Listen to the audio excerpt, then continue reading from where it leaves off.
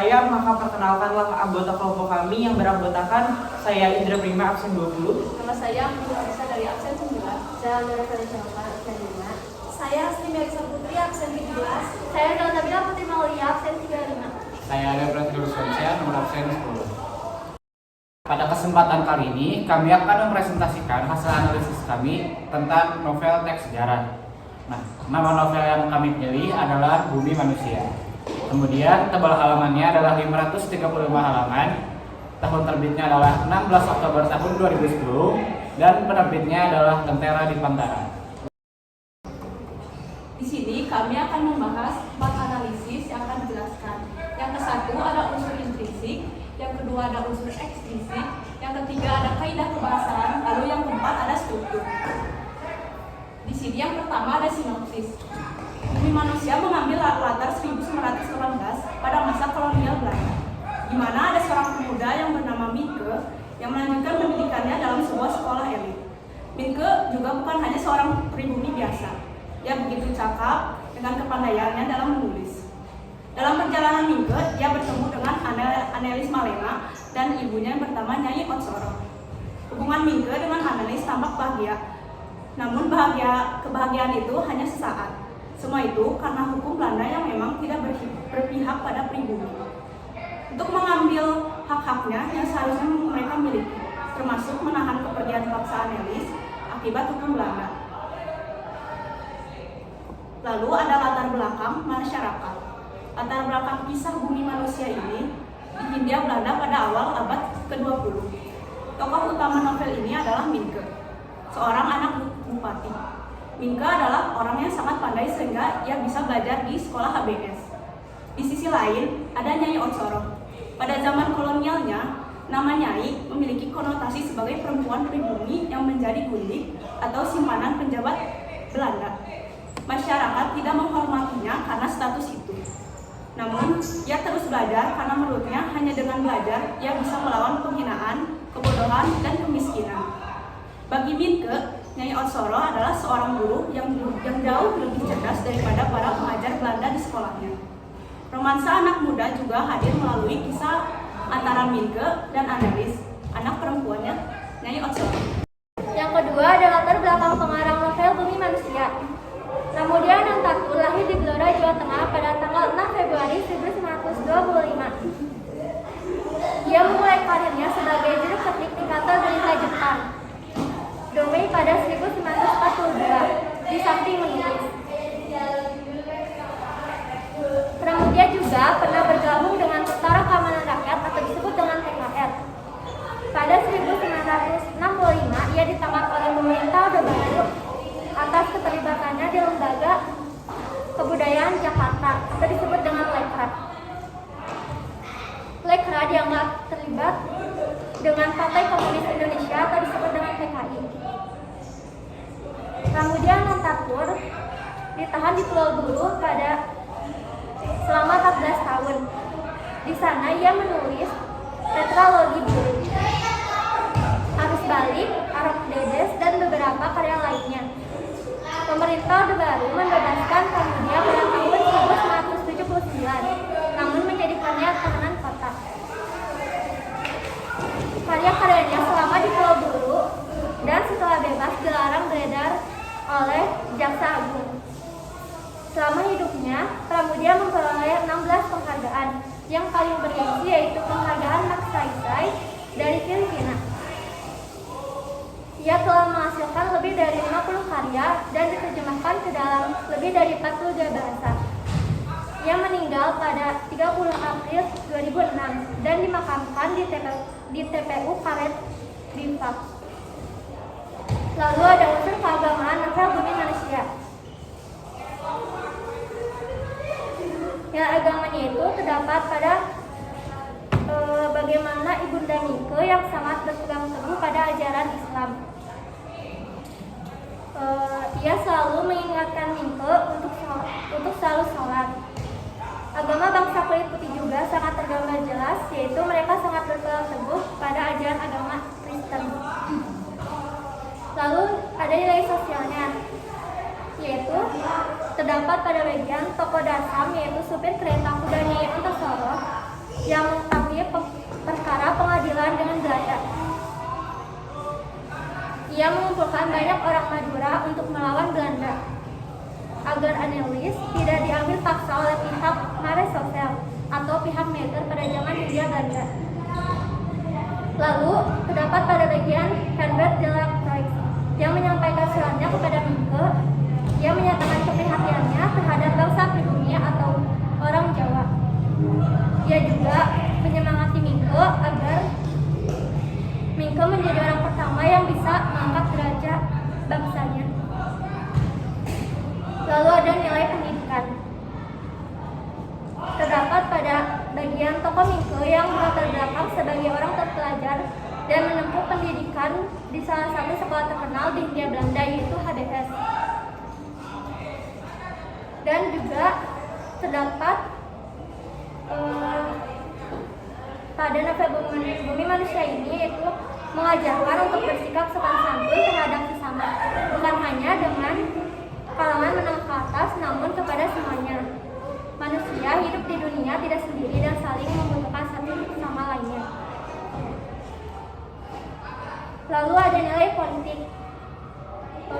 Dalam novel ini, Ibu Minke selalu protes bahwa anaknya kehilangan jawanya setelah ia benci leluhurnya dan ingin menjadi orang Eropa tulen. Pada saat persiapan pernikahan, Bunda menceramahi Minke dengan tegas. Selain itu, ada juga nilai politik yang dapat diambil, yaitu ketika Nyi Ontosoro yang pesimis dan kritis, hasil dari pengalaman yang pahit diperbudak oleh orang Eropa di bawah hukum Eropa, juga sering berusaha untuk meluruskan sikap Minke. Selanjutnya ada nilai ekonomi. Nilai ekonomi pada buku novel Bumi Manusia ditunjukkan pada saat Nyai Ontosoro yang ingin menjadi istri simpanan dari Tuan Malema untuk memperbaiki ekonomi keluarganya. Selanjutnya ada nilai kesenian. Nilai kesenian pada novel Bumi Manusia ditunjukkan pada saat ayahnya Minke diangkat menjadi bupati dan pada saat pernikahan Minke dan Annelies yang ada suara gamelan. Selanjutnya ada nilai moral. Nilai moral yang terkandung dalam novel ini adalah agar kalian taat kepada orang tua, seperti yang dicontohkan Minke pada saat ia nurut kepada ayahanda dan ibundanya. Selanjutnya ada nilai teknologi. Novel ini berlatar abad ke-20-an, yang dimana pada saat itu transportasi masih minim dan juga tidak adanya listrik. Kenapa kita bisa bilang tidak adanya listrik? Karena dalam novel itu diceritakan bahwa setiap malam mereka menggunakan lilin dan juga lampu minyak. Untuk yang selanjutnya ada tema. Kisah percintaan seorang pemuda Jawa dengan seorang gadis keturunan Belanda pada saat abad ke-20-an. Alur pada novel Bumi Manusia ini memiliki alur mundur, yang dimana sang penulis atau bisa disebut Minke menceritakan saat ia masih duduk di bangku sekolah di HBS. Selanjutnya tokoh dan penokohan. Minke atau Nyai Ontosoro menyebutnya Sinyo. Ia adalah salah satu murid di HBS. Ia mempunyai pandaian yang luar biasa tentang berargumen secara logis dan penuh kehormatan. Minke juga seorang penulis dan anak dari guru tulis, serta perusahaannya pun tidaklah sedikit. Robert Surhoff, seorang yang gemar merendahkan orang, menghina, dan bisa dikatakan suka jahat terhadap orang lain. Namun Robert Surhoff ini adalah salah satu sahabat dekat dari Minke. Selanjutnya Annelies Malema, gadis cantik Eropa pribumi yang pemalu dan lugu. Walaupun ia berdarah campuran, tetapi gaya berpakaiannya kerap bergaya busana Jawa sebab dirinya senang memakai batik. Ia sebenarnya cerdas, tetapi menurut Minke, Annelies tetaplah gadis yang lugu. Selanjutnya Nyai Ontosoro, seorang nyai atau gundik Eropa. Ia adalah seorang istri dari Tuan Malema, akan tetapi mereka tidak terikat pada pernikahan yang sah, baik secara agama maupun hukum. Nyai Ontosoro yaitu wanita yang cerdas, bijaksana, mempunyai adab baik, mahir berbahasa Belanda, memiliki sikap terbuka, dan seorang pekerja kantoran, seperti manajemen bank, berdagang, dan sebagainya. Selanjutnya, Robert Melema, akrab dengan kemewahan, selalu berpenampilan wangi dan tentunya rapi. Ia juga memiliki tubuh yang tinggi, cekatan, tangkas, dan tampan. Selanjutnya Dasam, seorang pelayan dari Raden Masinyo yang kerap menjemput dan mengantar Mingke ketika hendak atau selepas dari pekerjaannya. Selanjutnya Jufrau Magda Peters, salah satu sahabat Mingke yang gemar membaca buku sehingga ia mempunyai nilai yang memuaskan.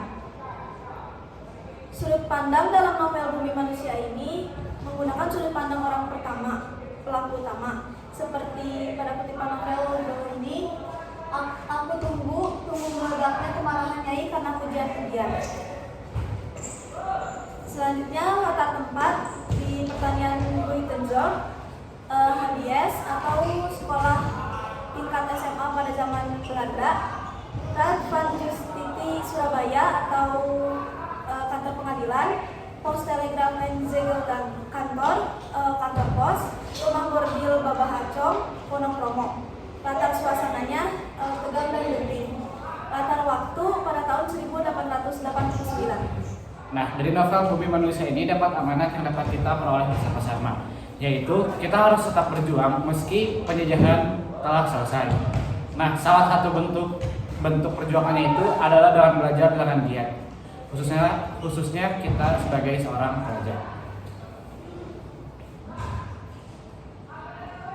Nah, yang selanjutnya adalah kaidah kebahasaan yang terkandung dalam novel teks cerita sejarah. Nah, yang pertama itu adalah kalimat bermasa lampau. Mengapa sih kalimat bermasa lampau ada dalam teks novel sejarah? Jadi, novel sejarah yang telah kami baca itu mengandung cerita yang telah berlalu. Nah, oleh karena itu, perlu kalimat yang menunjukkan bahwa kejadian itu ada di masa lampau. Nah, salah satu contoh kalimatnya itu ditandai dengan kata 3 bulan yang lalu. Nah, otomatis 3 bulan yang lalu ini telah terlewat. Nah, untuk contoh lainnya dapat kalian lihat di rangkuman. Kemudian yang berikutnya adalah verba material. Nah, verba material ini tentu ada dalam sebuah novel. Mengapa? Karena hal itu menunjukkan bahwa tokoh ataupun karakter itu melakukan sesuatu. Nah, pada contohnya itu adalah seorang pemuda Indo-Eropa membuka pintu. Nah, pada membuka pintu, membukanya itu merupakan verba material. Nah, yang selanjutnya adalah konjungsi kronologis atau temporal. Nah, ini tuh merupakan bagian yang penting. Maksudnya penting juga dalam sebuah cerita. Mengapa hal itu untuk menunjukkan kronologisan atau bagaimana si ceritanya itu berlangsung. Nah, kalau di sini tuh ada contoh, begitu setiap hari sampai kemudian diajarinya. Nah, contohnya konjungsi kronologisnya itu adalah kemudian. Kemudian ada kata kerja yang menunjukkan kalimat tidak langsung. Nah, dalam teks novel sejarah ini terdapat 2 jenis kalimat. Di antara itu ada 2 jenis kalimat. Nah, yaitu kalimat langsung dan kalimat tidak langsung. Kalau kalimat langsung itu dengan kata lain kayak menyampaikan apa yang disampaikan orang itu kayak secara langsung. Nah, sedangkan kalimat tak langsung itu contohnya itu guruku Magda Peters melarang kami mempercayai astrologi. Omong kosong katanya. Nah, yang merupakan kalimat atau kata penunjuk tidak langsungnya itu terdapat pada kata katanya, yang mana katanya ini dimaksudkan untuk guru. Nah, yang berikutnya adalah kata kerja mental. Terdapat beberapa kata kerja mental yang dapat kita temui pada novel Bumi Manusia. Sebagai contohnya itu, jelas ia banyak memikirkan abangnya. Nah, memikirkan di sini itu termasuk kata kerja mental. Nah, yang berikutnya adalah kata sifat. Kata sifat ini adalah suatu kata yang menunjukkan karakteristik atau sifat yang dimiliki oleh sesuatu. Sebagai contoh, kan wajahku normal, malah kalaupun hanya sedikit termasuk tampan. Nah, tampan di sini itu termasuk pada kata sifat. Nah, yang terakhir itu ada dialog. Nah, tentu saja pada sebuah teks novel sejarah mengandung dialog. Mengapa? Karena agar suasananya itu lebih terbangun dan terlihat ada percakapan di antara para tokoh. Kutipan dialognya ini cukup banyak. Oleh karena itu, kalau kalian masih penasaran, kalian bisa kunjungi blog kita semua yang bisa kalian lihat di kolom deskripsi. Selanjutnya saya akan membahas tentang struktur dari cerita ini. Yang pertama adalah orientasi. Novel ini itu diawali dengan para tokoh utama yang bernama Mika. Mika merupakan seseorang yang bersekolah di HBS, yaitu merupakan sekolah yang pada waktu itu terbaik di Hindia Belanda. Cerita ini dibuka ketika Mika berkesempatan berkunjung ke rumah seorang Belanda kaya bernama Herman Melema yang mempunyai perkebunan yang luas dan beberapa pabrik. Saat berkunjung, ia tidak menemui Melema, melainkan menemui istrinya dan putrinya yang cantik yang bernama Annelies. Dari pertemuan pertama ini pula semuanya berawal. Mika dengan kesederhanaannya berhasil merebut simpati gadis cantik jelita tersebut hingga akhirnya mereka saling jatuh cinta.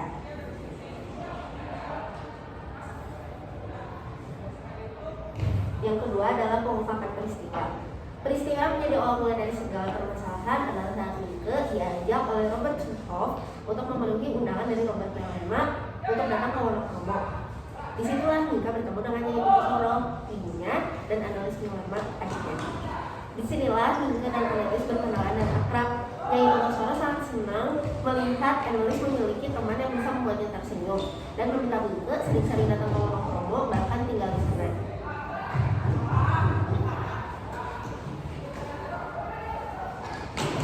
Lalu untuk menuju konflik, seiring berjalannya waktu, Mika dan Annelies saling jatuh cinta. Sementara itu, tanpa latar belakang yang jelas, Herman Melema telah meninggalkan mereka berdua saja.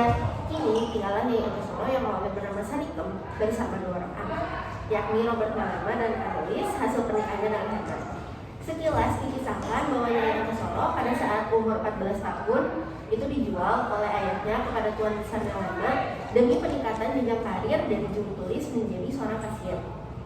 Anehnya, Nyai Ontosoro ini kurang bersahabat dengan putra sulungnya, yaitu Robert Melema. Tingkah Robert yang urakan dan hanya memikirkan diri sendiri membuat Nyai Ontosoro tidak ambil pusing dengan semua tingkah lakunya. Ternyata kejadian ini bermula dari tidak harmonisnya hubungan orang tua mereka yang berdampak pada perkembangan psikologi Robert. Lambat laun, sikapnya cenderung mengikuti jejak ayahnya yang suka menghamburkan uang dengan mabuk-mabukan dan seringkali singgah di lokalisasi.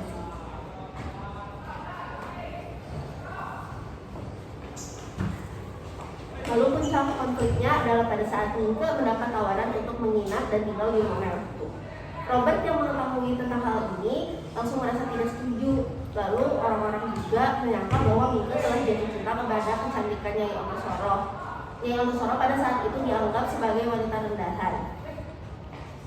Kabar ini pula membuat keluarga, terutama ayahanda Mika yang kala itu mendapat promosi bupati, menjemputnya dengan sebuah skenario kejutan.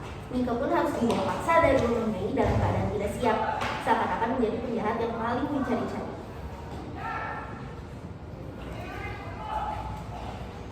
Yang terakhir, penyelesaian konfliknya adalah dengan segala upaya Nyai mempertahankan satu-satunya harta berharganya. Kesedihan jelas digambarkan bagaimana mereka tidak punya kekuatan lagi untuk melawan. Lalu, Annelies dibawa oleh Marechaussee atau polisi militer zaman Hindia Belanda. Ia berpikir bahwa kejadian ini terjadi padanya sekarang seperti yang terjadi pada pamannya, yaitu Nyai Ontosoro, dahulu yang tidak mampu membela dari kekuasaan Tuan Belanda. Mohon maaf atas kesalahannya karena kesempurnaan hanya milik Tuhan dan kesalahan datangnya dari setan. Kita hanyalah korban. Sekian dari kelompok kami. Wassalamualaikum.